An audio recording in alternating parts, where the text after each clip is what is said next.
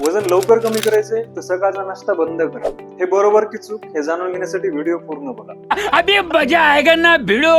तर उत्तर आहे नाही. सकाळचा नाश्ता बंद केल्यामुळे लवकर वजन कमी होत नाही, उलट त्याचे कॉन्सिक्वेन्सेस खूप जास्त आहे. नंबर 1 काय, आपलं मेटाबॉलिझम स्लो व्हायला लागतं, ज्याच्यामुळे भविष्यामध्ये आपलं वजन परत वाढणार आहे.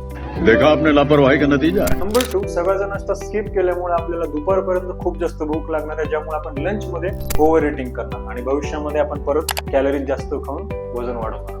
नंबर 3, आपण नाश्ता स्किप केल्यामुळे आपलं एनर्जी लेवल जे आहे ते दुपारपर्यंत खूप जास्त लो असणार आहे आणि दिवसभरामध्ये आपल्याला एनर्जेटिक बिलकुल फील होणार नाही. कारण रात्री आपण जे जेवण केलं होतं आणि सकाळपर्यंत आणि दुपारपर्यंत आपण दुसऱ्या दिवशी काहीच खात नाही, त्यामुळे आपण दिवसभर लो फील करणार आहोत. नंबर 4, आपलं कॉन्सन्ट्रेशन जे दिवसभर असणार आहे ते लो असणार आहे, कुठे फोकस आपण करू शकणार नाही, त्यामुळे सकाळचा नाश्ता स्किप करणे हे बेटर चॉईस नाहीये. नंबर 5, आपलं जे ब्लड शुगर लेवल आहे, आपण नाश्ता स्किप केल्यामुळे इन्सुलिन लेवल जे असतं ते आपलं फ्लक्च्युएट करणार आहे, ज्यामुळे भविष्यामध्ये मे बी आपण जर हे कंटिन्यू केलं तर भविष्यामध्ये आपल्याला डायबिटीज होण्याचा चान्स पण राहू शकतो. त्यामुळे सकाळचा नाश्ता स्किप करणं वजन कमी करण्यासाठी is not a good solution.